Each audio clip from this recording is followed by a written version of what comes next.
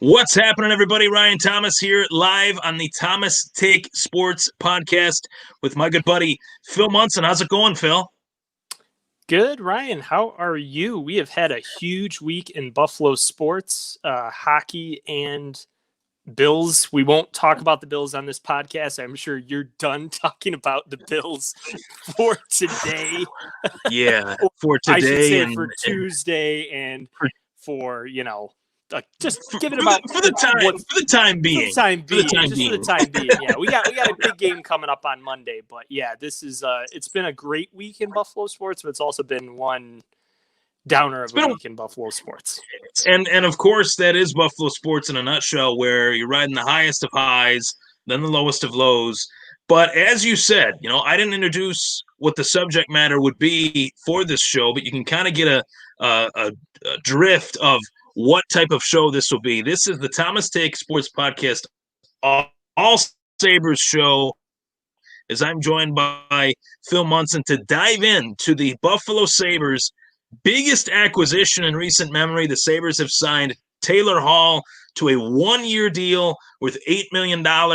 And this isn't yesterday's news. It is a little bit old news, given that this happened last week. But as we talked about, Phil, we wanted to let this one somewhat marinate, kind of really soak it in, and kind of just take in the fact that the Buffalo Sabres just signed one of the best free agents that the 2020 offseason had to offer.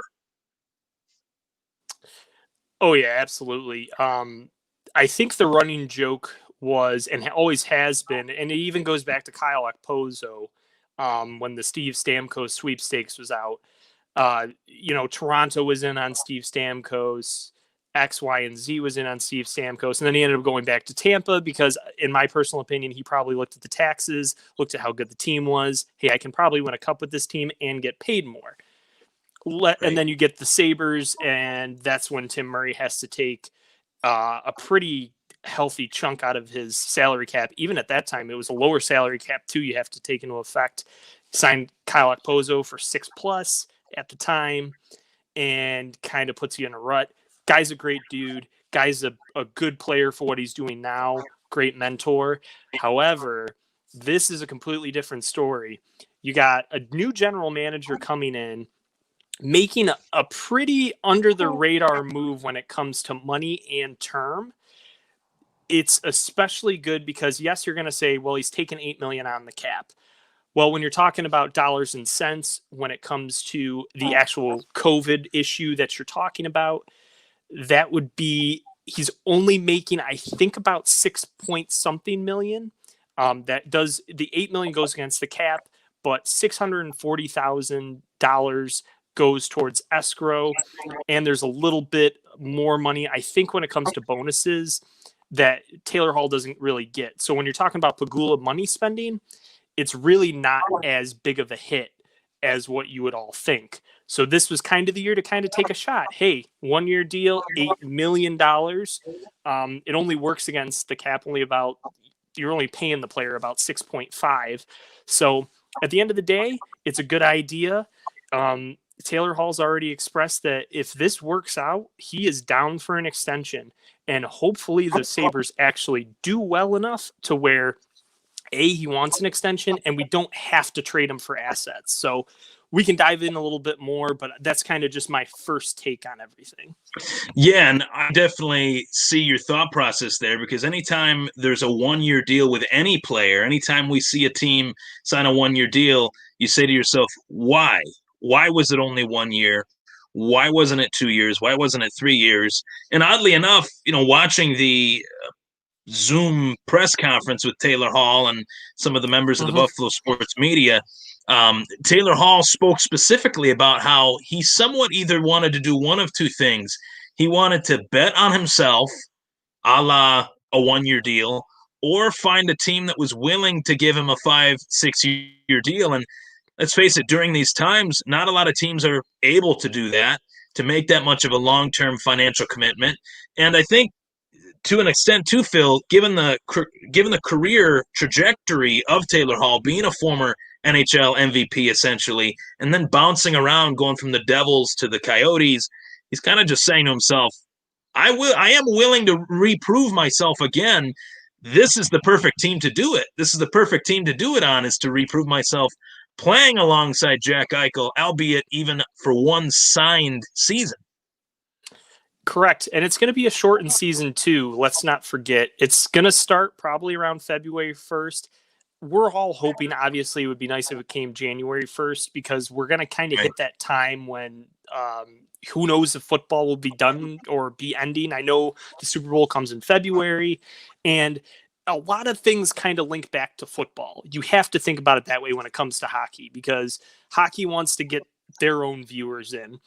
In the Sabres market, especially, if you have the Bills going on a long playoff run, do you really want your new shiny toy in Taylor Hall and Jack Eichel on at the same time when Josh Allen's like throwing darts all around, in the playoffs? Right.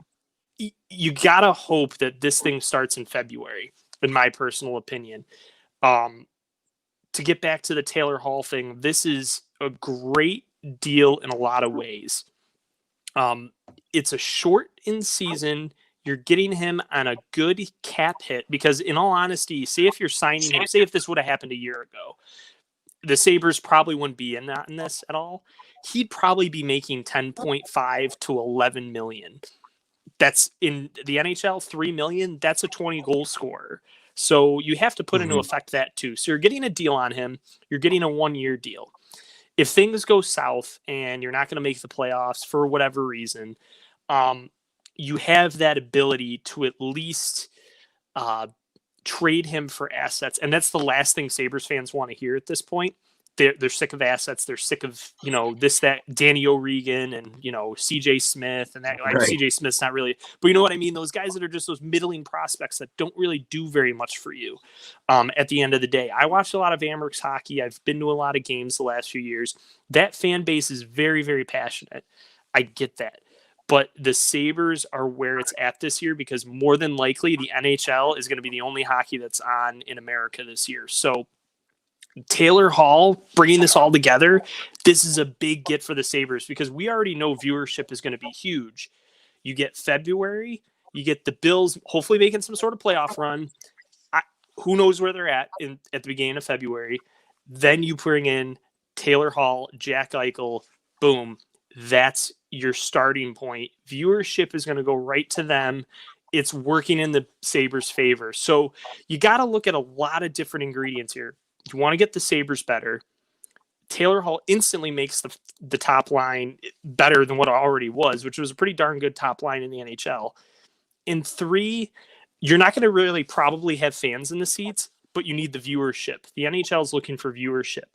So this is going to help long-term, not only for free agents, it's going to help long-term to keep a couple of guys down in the AHL or keep them down the lineup, like a Dylan Cousins. For example, Casey Middlestat, Tage Thompson, you don't have to force those guys into minutes they're not supposed to play. This also forces Jeff Skinner onto Stahl's line, which I think is going to be huge, because we need Skinner to have a bounce back year. This is just overall is going to make the Sabres instantly. It's like our good friend Marty Baron. If Marty Baron ever watches this, it's like he said, this is going to instantly add on with Stahl and him, potentially 60 goals. And that puts you into the top 10 in the NHL, which should catapult you into the playoffs. Well, it's one of those things, too, where we talk about each and every season, what do we need to do to get better? Well, obviously, you need to put as much talent around Jack Eichel as humanly possible. You mold talent with talent. Josh Allen, you get him a Stephon Diggs. Jack Eichel, you get him a Taylor Hall. Different sports, but it's really no different. And with Jack Eichel now having a player like Taylor Hall, I think it's safe to say, Phil, they were being a little bit coy in terms of where Taylor Hall is going to line up. What line will he be on? Will he be on the first line? Will he be on this? Folks, he's going to be on the first line. He's going to be on the same line as Jack Eichel. Jack Eichel's going to be dishing it to him. Hall's going to be dishing it to Eichel. Why do you think he signed? I mean, there is a lot of reasons, I think, as to why Taylor Hall signed, and I definitely feel like we'll dive into that in the next segment. But to start off, this is just such a big moment, I think, for Sabres fans. Like me personally, and I know you have said this personally too, in discussions we've had off the air, off the record, that the Sabres have needed a move like this to somewhat put the wind in their sails Mhm. back and just be full steam ahead. Like this, it has been a long time coming since the Sabres have made a move that is such a positive move like this, especially with everything that happened with Ryan O'Reilly being shipped out of here and the success that he's had. Phil, this is probably the first time the Sabres have made a move in probably 3-4 years where I can honestly say they are like the winners of the offseason. If that is such a thing right now, like how did they pull this off with all the negative smoke that is surrounding the Buffalo Sabres organization right now? Taylor Hall said, no, I'm not listening to any of that. They have Jack Eichel. They have Rasmus Dahlin, Eric Stahl, Jeff Skinner. They have pieces on this team. I want to be a part of that. And, that is somewhat an analogy that we've used for players, whether they want to come to the Bills or they're considering the Bills or the Sabres, to see the light of what this team actually has. And for Taylor Hall to actually see that, how big is that? I mean, I think that's very important to the rest of the NHL and to the Buffalo Sabres. It definitely sends a message to the rest of the league in general that the Sabres, yeah, they haven't been good the last 10 years. Trust me, you know me, you've seen me on Twitter, people who follow me on Twitter. I am the first one to bash the Bills or the Sabres if something doesn't go right and I don't like it. I am not the GM of either team. I get that. I'm a fan. I'm a lifelong fan. I blog about them, whatever. But you had an opportunity. This is an opportunity to right some wrongs in a lot of ways. It goes back, and we've talked about it before, all the way back to Drury and Briere. You messed up that. Yes, it was under different management. Yes, it was under, this, that, and the other, but that was a mess up. And everybody, it doesn't matter who, NHL Network, TSN, the boys up in Canada, it does Sportsnet, to a degree, NBC Sports here, they go back to that point, and that's where they point the finger. And then they point the finger at the Ryan O'Reilly trade. So those are two really bad things an organization can set yourself back on. It sets yourself back 2 to 3 years in a sport that it should not happen. Never. The Bills were an anomaly too, with 17-year drought. In hockey, there is no reason at this point that you should have a 10-year drought. I'm sorry. That's ridiculous. Now, we can all laugh at Toronto getting bounced in the first round every single year against Boston or whoever. But at least they're making the playoffs and they're making noise, and you can watch them during the season and you're like, that's a good team. And you want your team to beat them because it's upset special. You want the entertainment.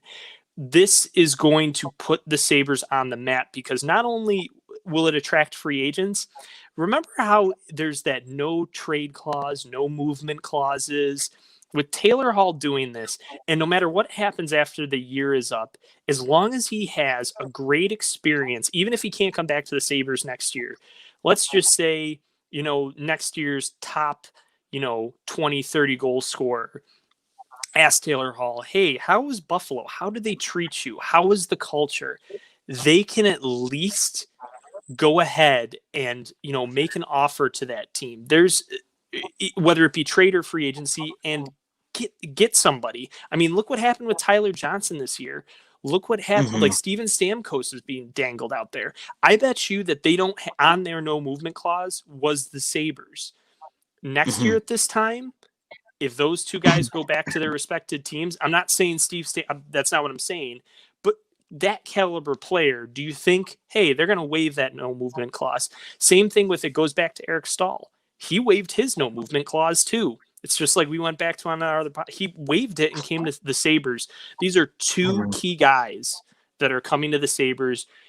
Obviously, one's not moving his no trade clause, but he's just coming in just to prove a point. Like, hey, I'm going to get this team to the playoffs because I, A, feel bad for Jack because Jack deserves better. And B, he sees the talent, like you were saying. He made a lot of good points in his Zoom meeting. He was very open, very upfront. He even mentioned his salary in his. I made that point on Twitter. I was like, "What guy mentions how much he's about to get paid?" This guy, he's a different kind of cat, and I like it. I like this Taylor Hall guy. I mean, I've seen him in Edmonton, and I saw him in New Jersey, but just how he talks, it's not like you're Ryan O'Reilly, where he's just like, I got to play better. I got to do this. He'll probably do that, but I think he's going to have a few fun interviews coming up as long as the Sabres play well. he seems like a very human player. It sounds silly putting it like that because all these guys are human, but he seems very upfront and he knows where he is at in his career. I think there is a little bit of the humble pie served where he did go to Phoenix, Arizona, Coyotes, whatever you want to call them. And, he was a little bit tossed aside where he feels like Mm-hmm. now I'm actually back playing for a team. You can say whatever you want about the Buffalo Sabres, and you'll agree with me on this point. I know you will, but you can say whatever you want about the Buffalo Sabres within the last 10 years as far as wins and losses, but this is a hockey market that players that want to be seen, players that want to be seen and want to be heard, know that by playing for the Buffalo Sabres, you are important, whether the team is good or not. Jack Eichel, I know Jack Eichel is probably feeling like, oh man, that these last few years have been terrible, but he is a part of the Buffalo Sabres, and the Buffalo Sabres are still one of those franchises in the NHL that, even Commissioner Gary Bettman has said they are a staple of the National Hockey League. Their fan base is one of the best fan base, if not the best fan base in the National Hockey League. So I think that this adds a legitimacy to the Sabres. It cements in stone a point that I tweeted as far as for the first time in a long time, it seems to me like a part of what got this deal done and how did the Sabres get it done and how did they pull it off?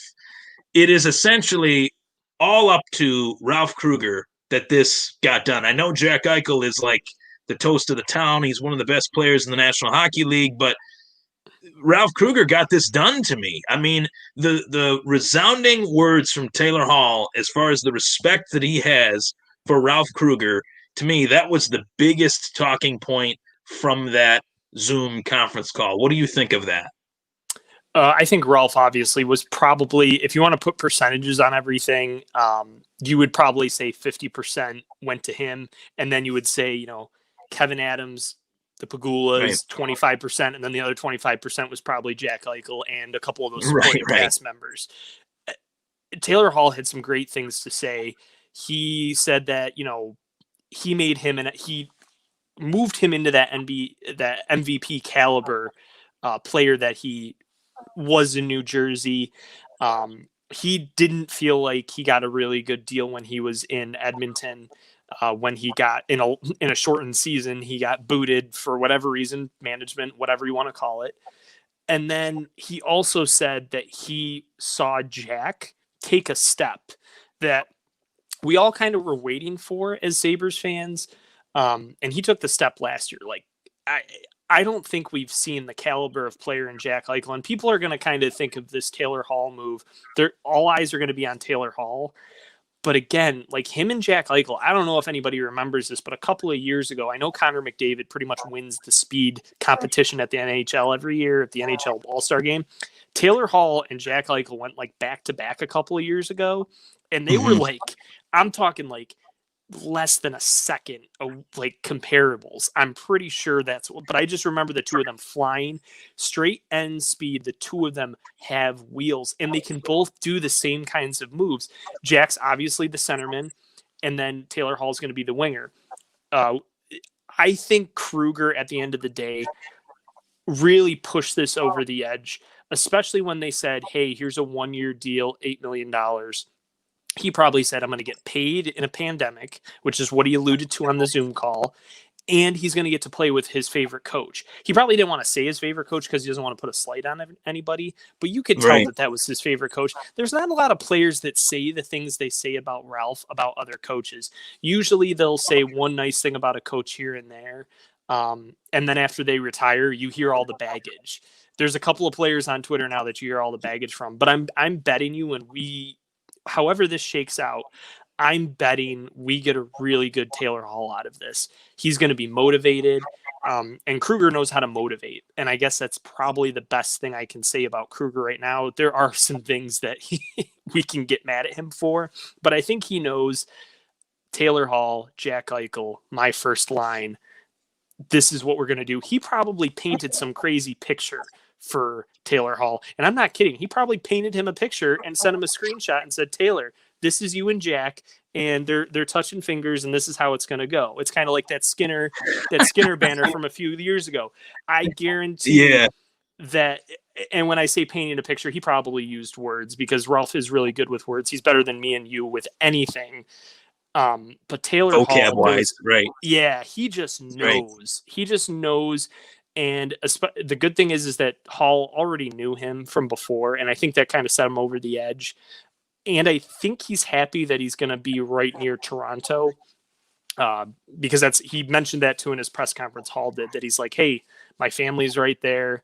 He knows like if there's anything he can like get right up there right away. And he said on the Instigators a couple of days ago that he's got to work on his visa to get back into Buffalo, but he wants to start working out here, and that's because of the facilities Right. that we have, and we're a hockey market. As soon as somebody hears something about a Sabres player, there's going to be beer league guys trying to get in the skates. Oh, I skated with Taylor Hall today. But to get back to what you were saying with Ralph Kruger, I'm saying 50% was him. You want to throw 25 and 25 or, whatever other percentages, but the biggest part was Ralph probably painting that picture, telling Hall, hey buddy, like you and Eichel, bing, magic's going to happen next year. Regardless of what their record's going to be, I think this is going to be one of the funnest lines to watch. And I think it's telling the fact that Ralph Kruger was a head coach in a shortened season. He gets the boot. He fumbles around. He's president of a premier soccer team. The Buffalo Sabres bring him back into the National Hockey League. And there's players coming out of the woodwork that he has ties to from his days in Edmonton, like Taylor Hall. And there's been others along the way that have come out of the woodwork and said, that guy belongs in the National Hockey League as a head coach for somebody. The fact that he is this state of transition head coach right now, the fact that he is this guy that is trying to bring in, he's trying like hell to bring in as much talent as he possibly can to make this team win, and it is being noticed around the National Hockey League. And for a Buffalo Sabres fan, that should bring a smile to any Sabres fan's face. And I think that it is putting the NHL on notice that the Buffalo Sabres might have something here. Like maybe we won't win, 45 games. Maybe we'll only win 40. Maybe we win 35, whatever. But we know that this is our core. This is our group where there is no, anything overhanging us, as far as is Botterill staying, is Murray staying, is the coach right?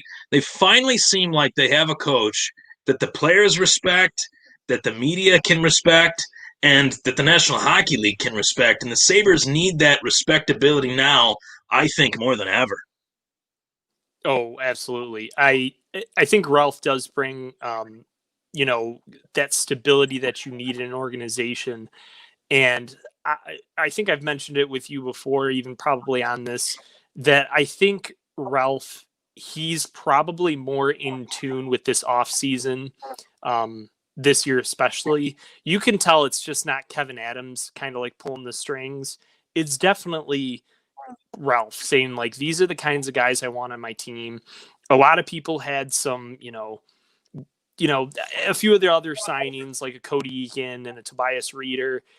Everybody was like, that's it. Like, and then you bring back Gergensons. Like, I mean, I know all of us before this whole Taylor Hall thing happened, the only thing I could hang my hat on at the time was Eric Stahl. And that was a steal. Like, don't get me wrong, Marcus Johansson, and I said it before, he's a good guy.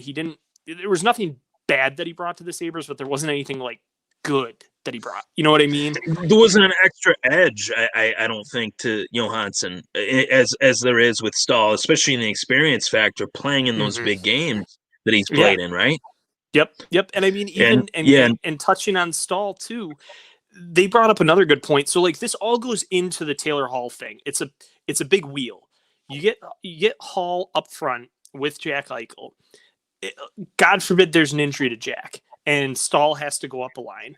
Stahl is going to be just fine with Taylor Hall because Taylor Hall has played with guys with similar caliber to Stahl's ability. So I'm not too worried because before when we had depth issues, you had Johan Larsson all of a sudden coming up on the first and second line. You're like, what is going on? Like, I love Johan, but he's your fourth line center. You know what I mean? So there's more depth in the organization now. With Dylan Cousins coming up next year, they'll probably start him at wing. I think eventually by the end of the year, I mean, if things are really rolling and they don't want to mess with center lines, Cousins probably flips back over to center at some point somewhere in the lineup. That's my gut feeling, because there's probably not going to be an AHL season. But at the end of the day, this goes back to Taylor Hall. It speeds up the process. It's almost like kind of like how the Bills were a couple of years back, where we had Tyrod Taylor, but Bean kind of noticed we need something. We need something. And that something was Josh Allen. You might not like him at first because he's a wild one, but he eventually turned into something. I think Hall kind of like keeps maybe a Dylan Cousins. I'm not comparing Dylan Cousins to Josh Allen, but maybe you're kind of like marinating Cousins for a year on the wing. You move him back in when, Stahl either leaves, he's going to be your second line guy. And who knows, maybe Hall has a monster year. And the next year he's like, listen, I want to spend the next 2 to 3 years here for $7 million. And you're not a short-term deal, and you have a couple of years with Hall. I think that was the only problem I had with this deal, was that I wish it was for one more year, because this year is going to be a shortened year. So I just hope that it's just, we're go with him and Jack. I am ecstatic, but I also want to make sure people have some realistic expectations, as it sounds like you too. It's only going to be about a 50 to 60, maybe 60 game season this year, more than likely, because they want to get back on the normal schedule. So I really think at the end of the day, Taylor Hall just speeds up things for the future, even if he's not here. So I don't want people to think that we signed him a 1-year deal. We're just trying to put butts in the stands. They're not really trying to do that, because they probably know full well that they're probably not going to have fans in the stands this year. But they need to jumpstart it, and they needed Jack to be happy. So just everything's just rolling in the right direction. And I guess I'm going to leave it off to you, but there's still a few more things that I need the Sabres to do this offseason to make me feel a little bit more comfortable about saying, okay, they're going for the playoffs.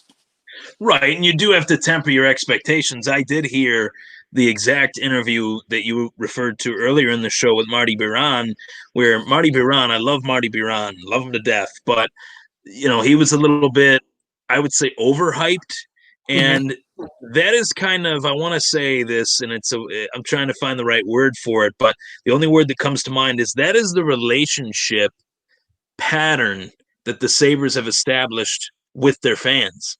It's a pattern in which they prop up the players that they have. They show glimpses of complete and total domination. 10-game win streaks to start 2 seasons in a row, only to just fall completely apart. And then there are and then there are moments where these guys come out of nowhere that you would never think that these would be the players that would be the first line wingers, like Victor Olofsson, that would have the success that he did last year. It's like the Buffalo Sabres are always just leaving a little bit left to be desired, but just enough to get you excited. And that's where I'm kind of with this move. I'm so excited about it, Phil. I think this is one of the best moves they've made probably in 3, 4, 5 years. And this was one of the best free agents that this offseason had to offer. So the fact that Buffalo was able to reel him in, reel in a big fish, it's pretty rare that Buffalo is able to do that. But I do know that hockey is a game of chemistry. It's going to take some time for things to mesh together. Even if there is success, you have to figure out not just Hall on Eichel's line, but you have to figure out who is line 2 with Jeff Skinner, who is line 3, and we have to figure this defense out. We have to figure out the goaltending of this team, and I think that's the next question. That's the next question beyond Taylor Hall. Diving into Hall as much as we did. What do you think is the state of the goaltending position, the position of goalie for the Buffalo Sabres? Carter Hutton, Linus Ullmark showed some really nice things. I feel like they might need an improvement, though. They definitely do. Ullmark is a guy that will get you to 30, 35 games in a season. And you're hoping that out of those 30 to 35 games, and in a full season, he might be able to play 42 to 50 games, but you're really asking a lot of him at that point. He's already had hip surgery. He's had a few nagging injuries here and there. And Ullmark, to me, usually is positionally sound, but there are times where you kind of leave your head scratching. He did that in Rochester too, where he's such a big goalie. He's big enough, wide enough, and he can cut the angles down. He's athletic enough, but there are certain times he gets in his own head and he lets in a softie.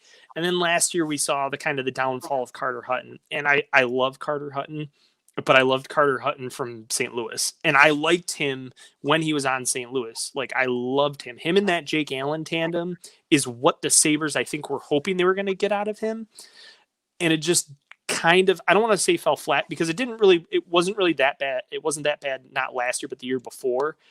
But as soon as you say you have a vision problem and you openly admit it, and you're having depth perception, like my eyesight is not the greatest, but I still play street hockey, and I don't have, I'm not wearing my glasses now. I put in my, but I love playing street hockey, and playing goaltender. And I was just like, if there's an issue with like the vision when stuff's coming in at me, and I know he had some sort of surgery and it came out and all that, but I'm like, that's not something that all of us can just recover from.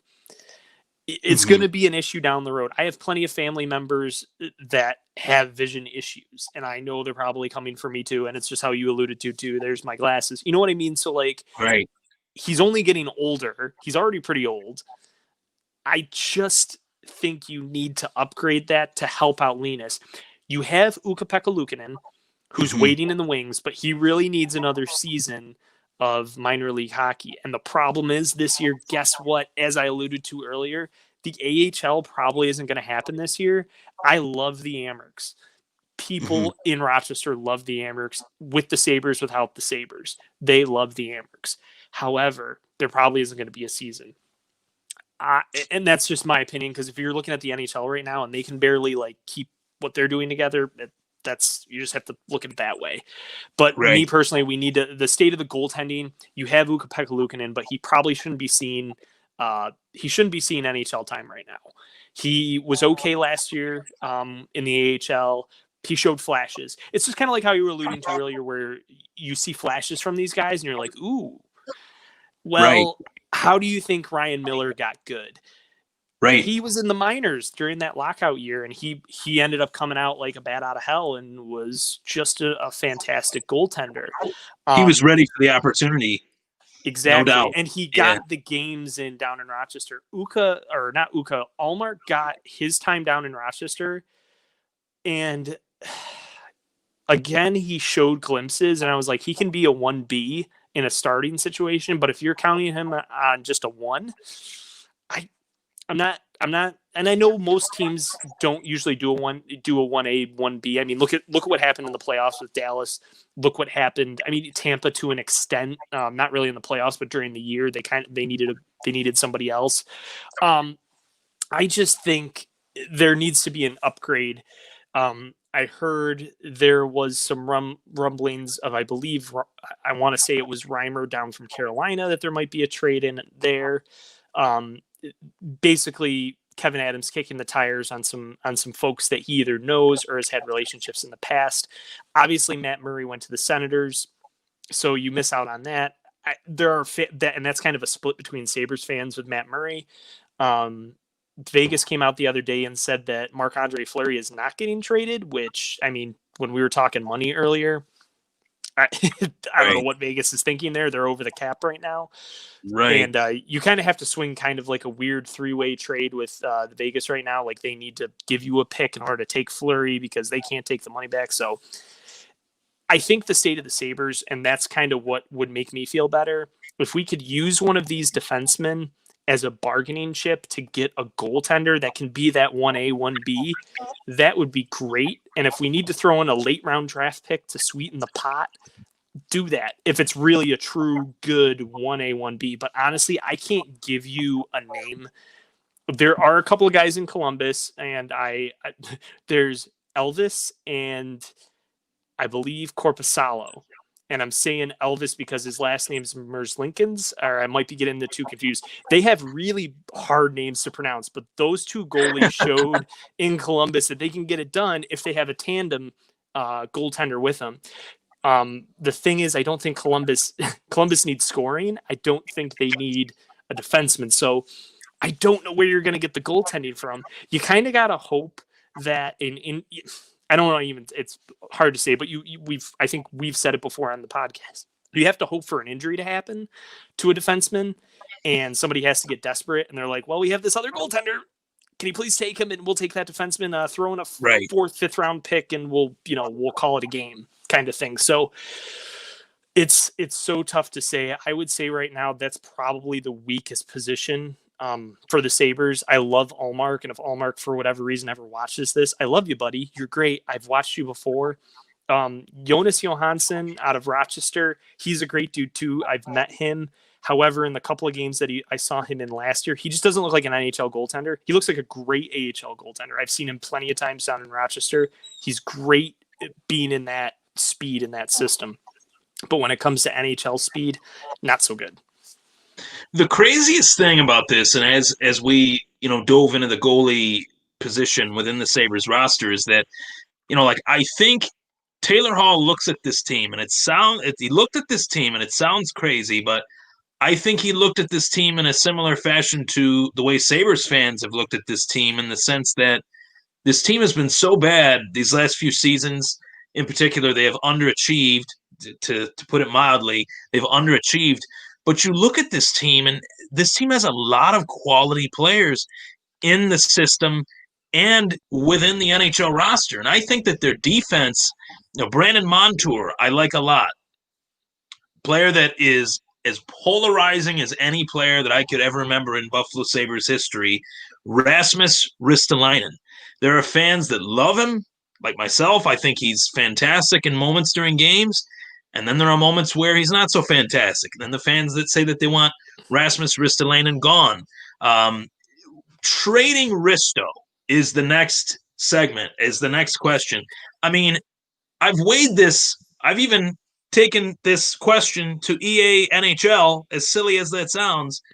I don't think that it's worth trading Rasmus Ristolainen right now, especially given that you did get Eric Stahl and you did get Taylor Hall. You kind of crossed off a couple of the boxes that you were trying to check off while coming up with scenarios to trade Rasmus Ristolainen.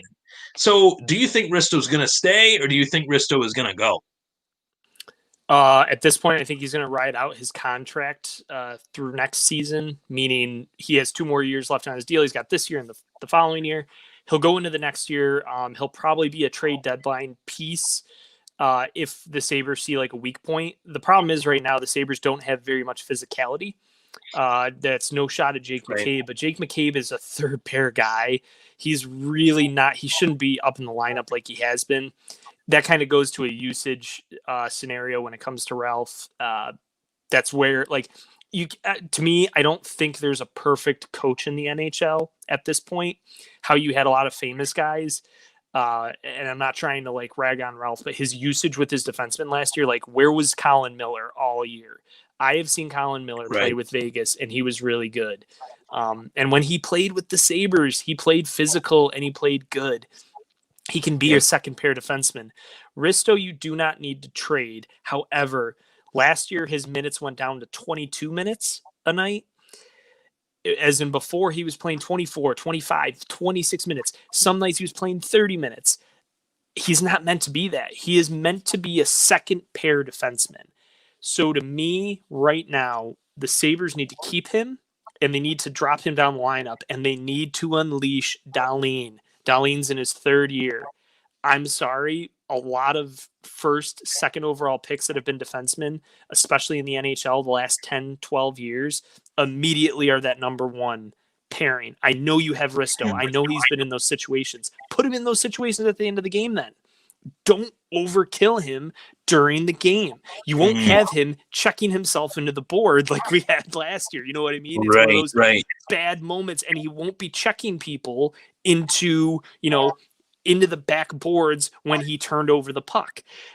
I think if you lessen his load, he had his best year last year with Ralph.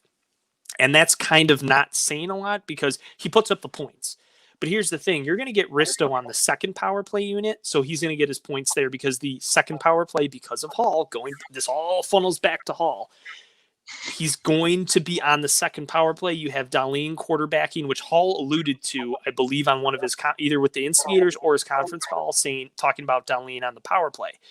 You move Risto down, you put him in front of the net on the second power play. He's going to get his points. He's going to get, what he deserves, but just lower his minutes. If he's a 19 to 20 minute guy a night, if you lower it down by 2 minutes and give those 2 minutes to Dahlin and Yoki Haru, you're not going to, Sabres fans won't be asking about trading Risto anymore.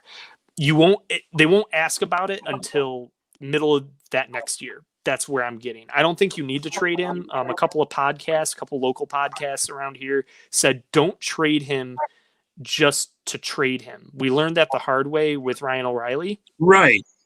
You don't trade Risto just to trade him. Make sure you're getting something back for him. You better get something even or even better. I don't want a middling prospect. I'm sorry. We're done with that. If he better fetch you a first round draft pick and somebody that can score for you on the wing in your middle six. So that's me. Or you get a defenseman that's NHL ready. That's me. And going to your Montour point, I love Montour. He's a good puck moving defenseman. I think he's going to be a trade asset this year, just to kind of like go full circle. Don't trade Risto. You're going to end up trading Montour this year, probably at the deadline. He's a good piece and he's got a friendly contract. That does make sense, especially when they signed him to a 1-year deal. It was like 3.25 or something low. I think it was actually which doesn't usually happen. I think it was lower. He probably could have went to arbitration, but they probably told him like, hey, you're a trade piece at the end of the, I don't think that he doesn't like being in Buffalo. I think it's just, he realizes that the fit with Kruger isn't there. And he probably can see himself with greener pastures. I mean, Toronto was looking at him. Toronto fans were not happy when we got him, and it was supposed to be him and Phil Housley. And we got Kruger, and Kruger runs a completely different system. He runs more of like a dump and chase system, as compared to Housley, where it's like shoot it up around the boards. Everyone, nobody could figure out what Housley was doing. Yeah, anyone could try to guess that. I don't even think Phil Housley knew what he was doing. I hate to say that, but what an era that was. Yeah, he can run a defense fine, but he can't run a whole system. That's his issue. Right. I think he tried to run a whole system through his defense, and that didn't work. Consistently running a whole system like Lindy Ruff for 17 years, we have had a tough time finding that. But yeah, I think Risto has somewhat become the villain to Sabres fans. And to some extent, I understand, being that he's been here a little while. And, there's been moments where he's been extremely unproductive, and then there's been moments where he's been extremely productive. But to your point, this guy's generating 25, 28 minutes a night. This guy is out there flying down the ice, back and forth, back and forth. I mean, I think he's one of the most reliable players that the Sabres have right now. Whether that reliability ends up wearing him out and he becomes unreliable, I think that's what we've seen. And I don't think that means he should be traded. To your point, move those minutes down. We'll see more production out of him if we're not expecting more out of him. The way I draw up their defensive core, to me, I would love to see Rasmus Dahlin with Colin Miller. I would love to see Rasmus Ristolainen with maybe Brandon Montour, Jake McCabe with Henry Jokiharju. I think that is how I somewhat envision the defensemen on this roster, whether it's lefty, righty, lefty, I don't care. That's just how I think that would best be pieced together. That's how it would fit best, is what I'm trying to say. So what do you think of that? So they also signed Matt Irwin to a 1-year one-way deal. So he's technically your 7th, if you think about it. So where I was thinking, and this has been brought up before too, that with Matt Irwin in there, he's a very reliable bottom pair defenseman. There's no, everything I've heard and everything I've kind of watched on him, as long as you keep him down and that, he's doing what he's supposed to do. That's why I think a Brandon Montour trade is probably the best. I think Henry Jokiharju and Dahlin played a little bit together last year. I think if you're down in a game, I think you need to pair those two together. I think you kind of have to have like an even flow. I think you need to have your pairs. Do not put Risto with Dahlin. That's not a good idea. That was a disaster last year because Dahlin does not read Risto very well, and Risto does not read Dahlin very well. So don't do that. Right. It's kind of going. You got to have Dahlin as your first pair.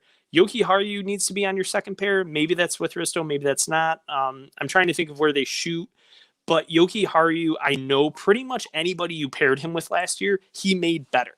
He made McCabe look better. He made, right. I mean, he made Colin probably Miller Botterill's best. It's probably Botterill's best move, I would say. Botterill's best move for sure. As far as one for one, Nylander not really doing a whole lot for us, trying to get something for him, and then sending him packing for Henry Yokoharu, who I think he's been phenomenal. I don't know what Chicago was thinking. No idea what Chicago. Do you remember that whole I think I retweeted a bunch of Chicago fans that day. They were livid, and that's a market it could get volatile. Very dialed in. Yeah, well, because I mean their Bears are not doing so hot anyways. I mean they are, they aren't. So that I remember that distinctly. They had one Chicago fan said something and found out it was Nylander, and he had to correct. So he retweeted somebody that thought it was Nylander's brother that was coming back, and he's like, "No, buddy, that guy's in Toronto. He's the good one. We just got the one." And I was like, I watched him, and that's another guy I watched on the Amerks. I don't want to toot my own horn, but I live in Rochester. Nylander was lazy, and Yoki Haru is not. He's smooth. He actually, to me, brings more offense than what Nylander did because he knows where to put the puck. I think Yoki Haru was such a steal. That's the one thing I'll give Botterill. Problem is they traded away Ryan O'Reilly, so for nothing basically. So there's certain things. This defense, I think, can be okay. Right. Yeah. I think they could be okay. I'm not as worried as much as I am the goaltending issues right now.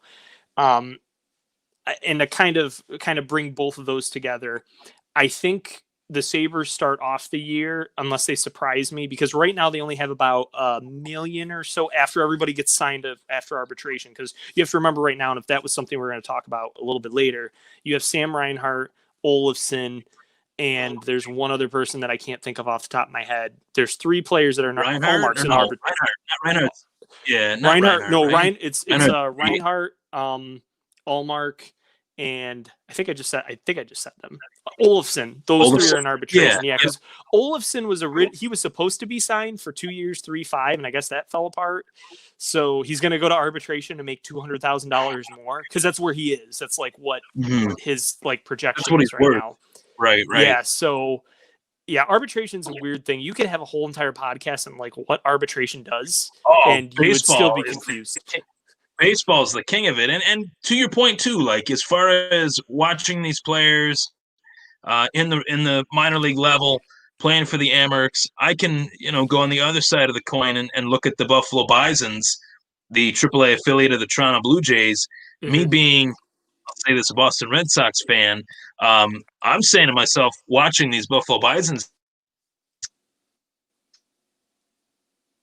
game, Biggio, all really great pieces for the Blue Jays, current team, 2020, they got bumped out of the playoffs, but playoff contention. But I'm saying to myself as a Red Sox fan, the AL East is getting very, very good, and Toronto is a part of that.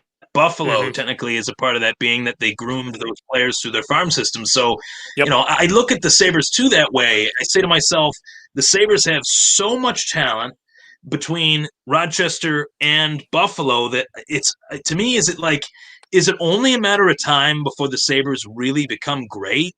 Is it what is that one last thing that the Sabres need to do to get things firing on all cylinders? Because the talent, the names are there on paper. I feel like 3 players in particular that I'm really high on, and I want to put this up for the fans at home, for the folks at home. Rasmus Asplund, I really like. Cozens, we touched on it. We probably agree that he won't be on the Sabres until next season. And then if they could have got a trade for that first round pick, that 8th overall pick, if they could have sent that pick packing for somebody, that would have been great. But I really like Jack Quinn. Jack Quinn and Rossi of the Ottawa 67s. One of those two guys I wanted for the Sabres, and they got one of them. So, center is pretty deep. We haven't even mentioned Casey Middlestat yet. We'll talk about these three players first, but actually, you know what? I'll ask you, in regards to Casey Middlestat, where do you see the state of his career with the Sabres? Is he going to be another Nylander that gets sent packing? Well, it's kind of like how you liked my tweet the other day where I think I was in the middle of like frustration with the Sabres at the time before they signed Taylor Hall, I think, or it was right after. I was in a weird funk where I said, I can do more pull-ups, and the pull-up bar is behind me. If anybody can see, I can probably still do more pull-ups than Casey Middlestat. You hear about Tage Thompson and how all of a sudden he's got tree trunks for legs and he's working on the upper body, even though he had a shoulder injury. Casey Middlestat, when I saw him last year, both in Rochester and on the Sabres, I think we kind of missed the ship on him with the development standpoint. He was playing high school hockey, like I think 2 or 3 years ago. And I just don't think he knows how to work out in a way. I know he played college hockey for a year, but like when you're a freshman in college, you and me both know, I think he probably caught the freshman 20, because I would love to see what he looked like when he was in high school for that year. I bet you he weighed about 20 pounds, 30 pounds less. And I'm not trying to to rag on Casey Middlestat. He's got the skill. But I don't think he's physically developed. I don't think he's got the physical. Here's the thing. I don't think he's got the work ethic. You see guys like Dahlin. You see guys like, Tage Thompson, it took him a little bit. And maybe that's what Casey needs. But Thompson got traded. I think Middlestat at this point, and I wouldn't have said this a year and a half ago, but I think Casey Middlestat needs to change the scenery. It's just like Nylander. Nylander went to Chicago and he did okay. They put him on the first 2 lines, and then he got dropped out of the playoffs because he's just like, it's a Nylander thing. They fall on their face in the playoffs. But I think Middlestat needs a change of scenery. I think he could be a trade piece in maybe one of those defensive moves, maybe for a goaltender. I don't want to say I don't want to do a straight up trade with Casey Middlestat for a goaltender. I want him to be part of like a package. I don't want to say I gave up on him, but there's a lot of Amherst fans that even saw him, that they're just like, they see the talent, they see what he can do.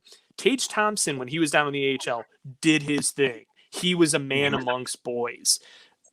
Middlestat, he was varied. There were times where you saw some good stuff, and there was times that you didn't.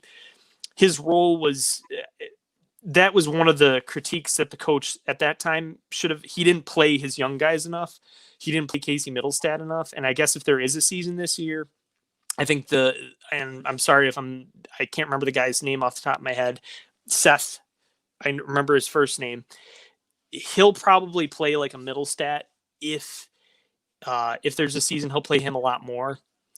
I just don't like Middlestat as a player right now. And if he listens to this and he wants to do a pull up, challenge with me, I'm happy to, because dude, I think I'll be able to beat you at that. I can't skate, but I can beat you in pull ups. Seth Appert is who you were. Thank you. Yes. I was gonna say like apple. It's because I made some homemade applesauce. I actually can cook a little bit, people. I was gonna say Seth Apple, and I'm like, that's not it. That's not it. You one step ahead of me, that's for sure.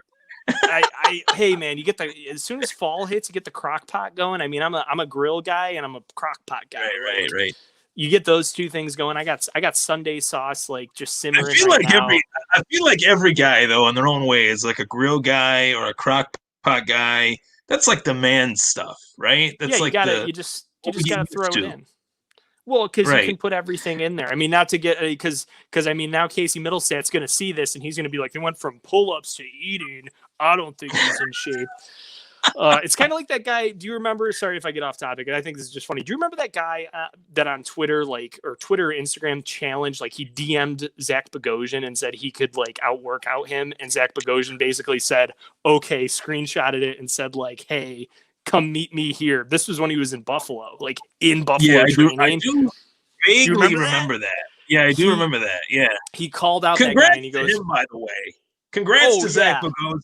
You know, yeah, hey, throw that out there. hey, he's got his ring, but now he's going to go up to Toronto." And that's, I mean, again trying not to get off topic, but the three guys at Toronto. Did you see that? Jimmy He VC, went to Toronto.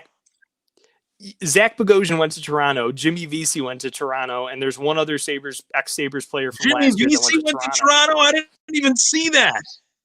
Yeah, Oh, I don't. Well, because Toronto's strapped for cash. I'm just like, why did you just take like our players that aren't good? Like, if they would have taken like a Larson, I would have been livid because I'm like, that's a great, Jimmy third, VC, fourth line center. I'm not torn up about Jimmy VC, but I did not know that happened. I missed that. He's there. Bogo's there. I mean, Bogo's like, I mean, if he plays third pair minutes for him, he'll be fine. Like, I think he'll actually play really well. But if he's going to be like your top, it's going to be whatever Toronto you can take. Yeah. It's fine. But I mean, getting back to Middlestat, I don't want to say I want him traded, but he's almost getting to that point where I think a lot of people were with Risto. Like, to me, I don't want to trade him for a bag of pucks. I think it's more justified to be there with Middlestat than it is with Risto, though. Like, I don't know if you agree with me on that, but no, I think absolutely. Yeah, I think Risto has a much bigger body of work in the National Hockey League. And as far as being a productive player, I mean, I can't state enough, we have heavily relied on Rasmus Ristolainen to the point where I think that has been his biggest detriment. And you talk about, guys like Rasmus Ristolainen, now Coyotes player Johan Larsson, I believe he went to the Coyotes, right? The Yotes, the group howl. I'm ready for it. I have a soft spot for the Coyotes. Chris Grant, Taylor. Oh, I mean, just there's so many. Briere came from there. Like, they're just a great, and those jerseys, when they get the old school jerseys from like the 90s. Those jerseys are so awful, but so great. So exactly. Well, I'm telling you, like those Bumblebee ones that we have, in 15 years, 10, 15 years down the road, somebody's going to pop that up on a Instagram or whatever it is at that point, and they're going to be like, remember those Bumblebee jerseys? I bought one when they went on sale. I have a blank one. Remind me on the next time we do this, I'll wear that. I just thought about that. I have the blank Bumblebee. It is great. I got it it was one of the last games of the year. Got it for $10 at the Sabres store. Wow. Stitched and everything. They wanted those things gone. This is my era right here. You got Ray, May, Barnaby. I mean, go Heads. Can't get much better than that. Can't get much better than that. Those are signed too. That's signed over here. All those guys all signatures. Those guys genuine signatures. Barnaby, if at some point you can get him on, I mean, I don't have to be on, but like, I mean, if I'm sitting in the background, just watch it because he goes off, and I love him. We're actually Facebook friends. I'm Facebook friends with Matt Barnaby. Facebook friends with I think I'm Facebook friends with Mike Pekka too. I'm not sure about that. There's another one that I'm friends with. I'm friends with Barnaby too. Barnaby's a good. Yeah, I like him because he speaks the truth, and when he does those, I mean, he gets into trouble sometimes with like outside of what he does. Like, he's done it quite a few times, but I mean, he's one of the few. It's kind of like how we were talking about with Taylor Hall earlier. He's honest, so. Mm-hmm. That's why I like him. He's honest both on the ice, off the ice. And when I say honesty, it's the same. You're getting the same person. You're not getting the hockey player Matt Barnaby. He's Matt Barnaby. Yeah, that Matt Barnaby is Matt Barnaby. Yeah, I like. I obviously like Marty Biron. Rob Ray is a really good dude. Too, yeah. I like him. But yeah, I mean, in terms of Middlestat, I definitely think that he's a guy that if we don't see results soon, like within the first few months. That's the thing. There's talk that there isn't going to be a season for the AHL. Yep. That'd be pretty terrible, I feel, for a guy like Casey Middlestat, who needs to prove his worth to the Sabres to get back to playing for the Sabres. And the Sabres have so much weapons, so many weapons, I should say, at center in their pipeline. Asplund, Cozens, potentially.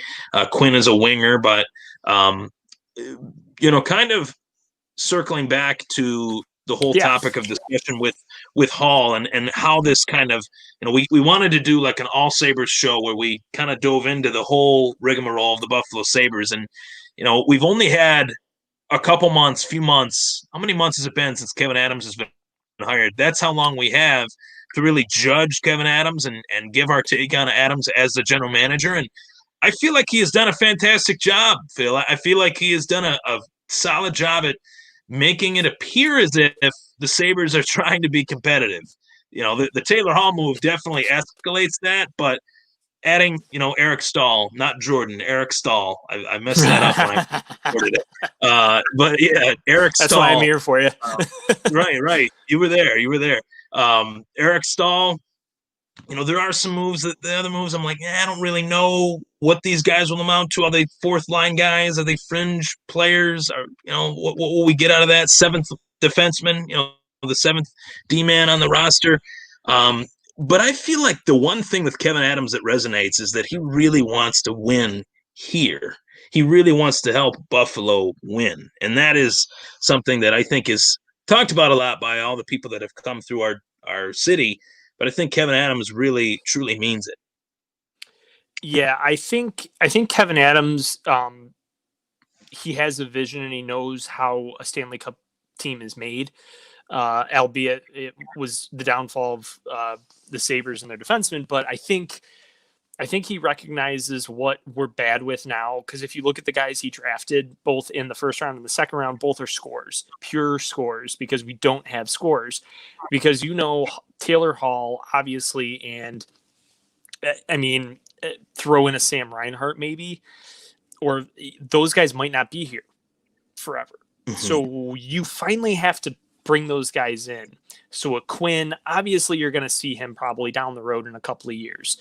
I think Cousins, for me, with how good of the training camp he had last year, if we would have had a full season last year, he would have played 8 games with the Sabres, got that little tryout period.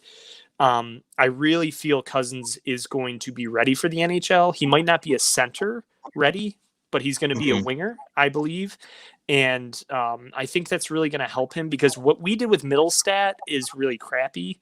And that was trading Ryan O'Reilly and being like, oh, well, we saw like an 8-game swing with you, so we're going to stick you as our second line center behind Jack Eichel. Didn't work out. We found out he was kind of slow with foot speed. Mm-hmm. And it ended up being really detrimental, and he lost a lot of confidence. And with hockey players, it's confidence. It's just like, Taylor Hall alluded to it on one of his interviews too. He goes, if I go 10 games without a goal, he goes, I don't want he was alluding to like, he doesn't want goal songs to be personalized, meaning like Taylor Hall scores, he gets his own goal song. But he said, right, if I'm on a 10-game scoreless streak and I hear that song come on the radio, he's going to be like, I really didn't, score at all. When was the last? So I think with Middlestat, that kind of happened to him. It still is kind of with him. From my understanding, there's just rumors out there from like the big wigs and Drager and Friedman from what they're hearing. Right. The AHL probably isn't going to it's going to be a tough sell for them to play. Because they are, as much as the NHL needs fans in the stands, the AHL really needs fans in the stands. And it hurts development like that. But Quinn's going to go back to juniors because juniors probably will play, because most of that stuff's up in Canada, and they're pretty good right now with COVID. Right. So I think the Sabres and Kevyn Adams did I shouldn't say do a really good job, but he did a decent job. I think the Quinn thing kind of scared a lot of people because it wasn't Rossi. But I think he realized one of our weaknesses right now on the roster is scoring, and we have a couple of centers coming through the pipeline, Cousins being one of them. He's going to play this year. I think Asplund, if we have no AHL season and there's an expanded roster, similar to what the NFL did, I think right, Casey Middlestat and Asplund will kind of be on that. There might be basically like 2 teams. There might be a practice squad team, you know what I mean, for NHL purposes. And I think those guys will be there. Hopefully they can develop that way. It's not going to be like Tage Thompson where they threw him on defense in practice every day. Thanks, Phil Housley. Wasted half of his development year. Yeah. Again, going back to Phil Housley, like, yes, Tage, you could skate backwards, right? Yeah, just play that in practice. That's another guy that I think has a lot of potential. Tage Thompson. I mean, potential, His shot meaning, is wicked. talent. Yeah. Talent and potential, you got to, blend them together to create results. Obviously, we can only talk about potential for so long, but at the same time, there are a lot of guys on this team that have that. And I think that, it goes back to what I was saying about Kruger. It's up to Kruger to get the most out of the players. And I feel like it's up to the players to buy in, but the message that Kruger is selling is one that the players respect. Like the players can finally respect their coach. And I think that is a huge reason why teams win and win at a high level with the Tortorellas and some of the other guys out there that have had consistent results in the National Hockey League. They're highly respected coaches for their players. Tortorella used to play. Tortorella won the last Calder Cup with Rochester. So, I mean, and he's won a Stanley Cup. That guy has won everything, and it doesn't matter who's on his team. It could be me and you skating for him, and he's just like, listen, guys, I'm not playing you tonight, but like we're gonna still win tonight somehow. Like he just knows what to do, and he's adapted with the times too, which you can't really say about a lot of coaches. Lindy Ruff is another guy that's adapting to the times, and he's coming back with New Jersey. So I really feel like the NHL is a place where you're going to have coaches like that, like your Tortorellas, but you're also going to have guys that are kind of flash in the pan. They'll have one good year, might be bad the next year. You know what I mean? So I feel like the Sabres are in a good spot. However, this year's really going to be telling because it's almost going to be like the Bills in a lot of ways. Taylor Hall is your Stephon Diggs. Jack Eichel is your Josh Allen. How is that going to work? And if it produces, can it catapult you? Jack Eichel almost single-handedly took the Sabres to the playoffs last year. He got hurt for one game, and they got blown out like 6-1. It was awful, and the goal that was scored was not anything to write home about. So I feel like we got some good pieces here in the offseason. One that we really didn't touch on, Cody Eakin. He's going to be a good third, fourth line center for us. He's the guy that knocked out Joe Pavelski in the playoffs a couple of years ago. Remember that where he got hit in the face and that whole thing. So there's a lot of people in the NHL that don't like him. I should say fans, like San Jose fans, do not like him. But he has potential. We need a little bit of that, though.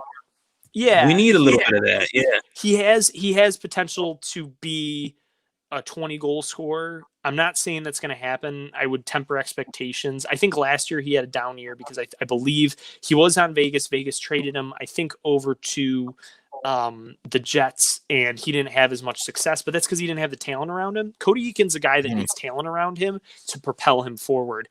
I think he's going to have a couple of young guys on his wing, and a Tage Thompson, maybe a Dylan Cousins, depending on how that all shakes out.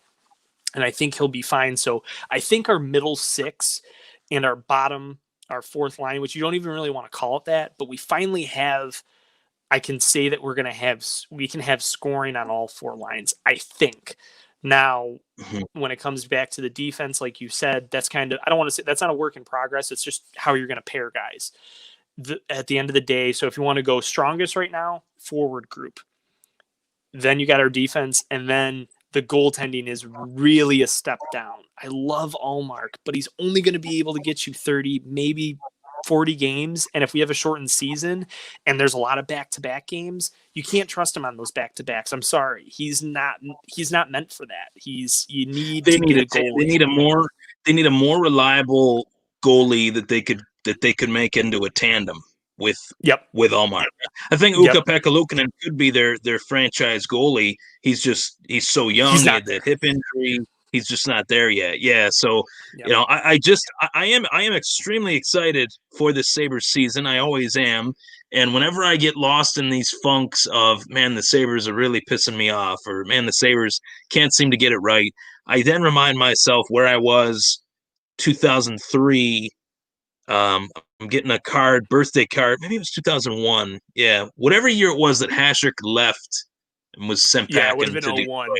01, okay. Because that was when Hasek left, and we didn't know if the team was going to be here. Like, it was like deal a at that time.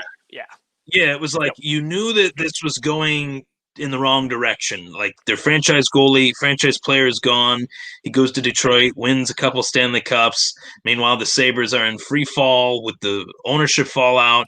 And I always say to myself, whenever I'm frustrated with the Sabres, it's like, hey, at least they're here. They're a viable, talking point for me on this podcast, obviously, being that, I got a lot of people from Buffalo tuning in. But it is very, very much that point where we really need to start seeing some wins. We need to start seeing repeated playoff seasons for the Buffalo Sabres. Jack Eichel deserves it. The fans deserve it. We deserve it. I think even Lindy Ruff playing or coaching the New Jersey Devils from afar, he's like, man, Buffalo needs to get better. Those fans, deserve it. So I hope we see it, man. I really do. I think this Taylor Hall move was a great step. And I think that anyone that watched this podcast, man, they tuned in. They got some solid takes from Phil, some solid takes from me. And where do you see the Sabres in 2020, Phil? Do you think they will make the playoffs? A lot depends on. I don't want to keep going back to the goaltending, but to me, it's whoever, whether it's Carter Hutton or insert name here. We need to have better goaltending, because right now the conference as it stands right now, and that's another thing we didn't really get into. The conferences probably aren't going to stay the same because of Canada.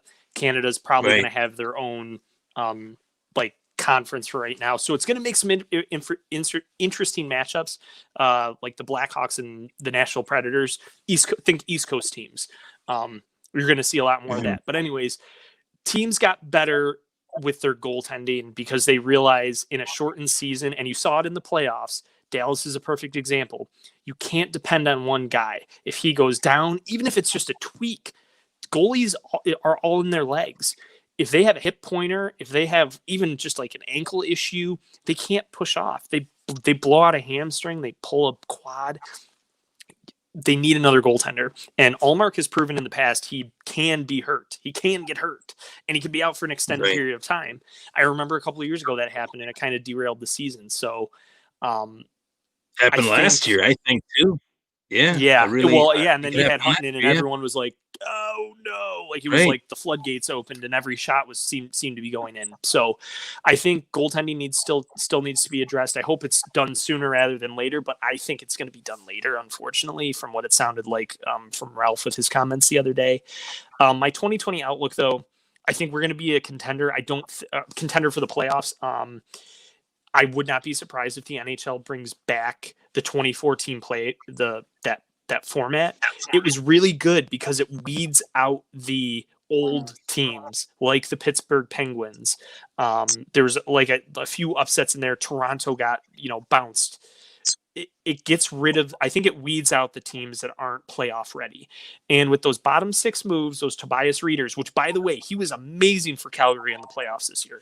And I mean, like, he was that guy where you're just like, Tobias Reeder, did he just get that breakaway and score? Yes, he did. So those kinds of guys could propel us there. I think we can be in the top 24 if it is that way again. I hope it's that way because I actually had a lot of fun watching that. And you got to think too, if we're coming in February, it's probably going to be February, March, April regular season into April, and then they're going to get the playoffs started in April. So because they're probably going to try to fit like 48 to 62 games in there.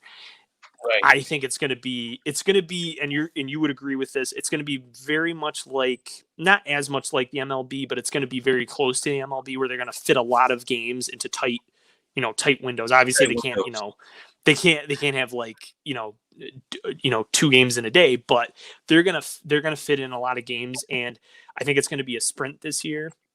And we got 2 sprinters in Jack Eichel and Taylor Hall. So at the end of the day, I mean, I know I'm talking about goaltending, but if you score more goals than the other team, you're gonna win. I think that's a Rob Rayism.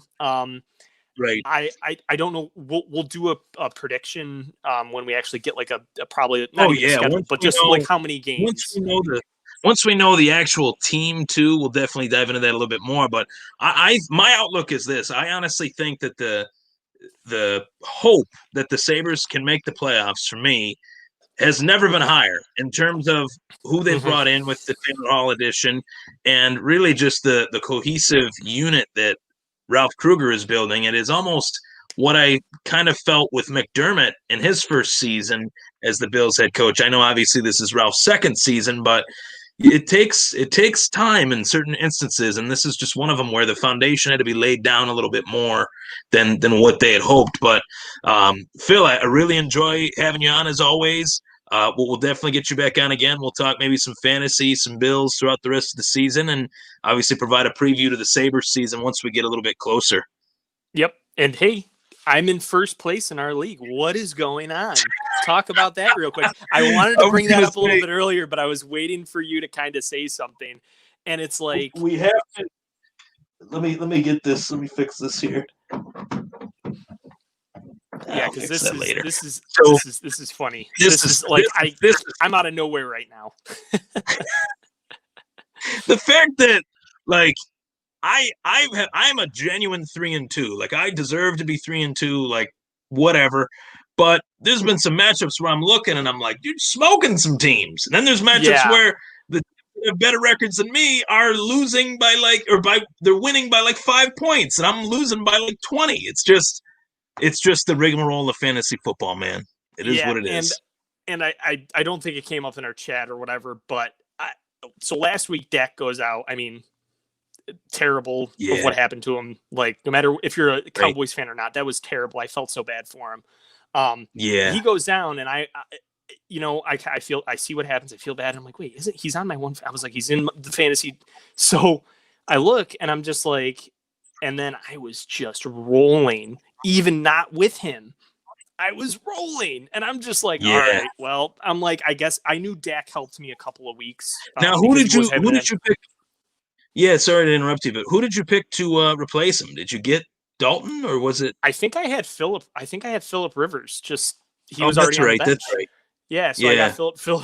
I got my boy Phil just riding the pines right now. Throw him in. Phil's got Phil. Yeah, hey, it is what it is. I mean, I got Mahomes and Teddy Bridgewater. Yeah, those are true. Yeah, I mean, because you've heard him, right? Where he's just like, "Hey, number 24 just burned you." And it's just like that old backwater talk, and I'm dying. Oh my god, he's got like that. What is the type of necklace that he wears, Philip Rivers? Yeah, it's like I know what you're talking. Yeah, or something like that. Yeah, and he's got like 12 kids. The guy is just. He is something else. I love him. He had like 4 or 5 kids when he was drafted, and he was like 25. And I mean, he's got to remember that years. was when they could get a lot of money. There wasn't that set draft pick, right? So he got a lot of money right up front. So he did. I mean, do whatever he wants to do. No matter what, he was getting traded. He was getting swapped from the Giants to the Chargers. He was still getting that fat bonus. So that is pretty funny. Sam Bradford got like $68 million in signing bonus. Yep, definitely. The NFL's funny, man. It's funny. Yep. But so thanks for hopping on with me. We'll do this again soon, and good luck the rest of the way in the Thomas Take Fantasy Football League, buddy. Yep, and I probably just cursed myself too, but I mean, it's probably the one time this year I can actually say my other 2 leagues. I'm kind of like I'm 3-2 and 2-3, so. I'm liking the fantasy league though. This season, the fantasy league has been good. I'm obviously keeping everybody, rolling into next year. It's been successful, so I'm pretty pumped about that. It's good. Yeah, we're gonna have a good time. But thanks for having me on today. I'll probably have an article out sometime soon. I wanted to kind of let the seas settle a little bit because I mean, the Taylor Hall thing kind of came out of nowhere. I was waiting for it to Foley or some other, Hoffman, whatever. Right. But there'll be something out there. Look at me at Twitter. I'm pmoney59 on Twitter. If anybody wants to, give me a follow. That's where I am most of the time. I have a Instagram, but it's not like Ryan's. I just take videos and pictures of my dog. So. Right. I do that with my cats, but I'm posting sports stuff. You know me, Phil. I'm posting sports. Yeah. I don't care. What it is. Animals are fine. Animals are fine. My dog Harley's cute. She's fun. Get a glimpse of the real you. What makes you, right? That's what it's about. Yep. That's what it's all about. Mm-hmm. Exactly. Yeah, definitely enjoying the dog picks. Definitely enjoying the Sabres takes. I'm pumped for the Sabres season. Unfortunately, with you out in Rochester, it's looking like there isn't going to be an Amherst season. But either way, there is a lot to be excited about with Taylor Hall heading to the Buffalo Sabres. We broke it down for you folks on the Thomas Take Sports Podcast. For Phil For myself, Ryan Thomas, that was the Thomas Take Sports Podcast. Take care, everybody. Stay safe. See you guys.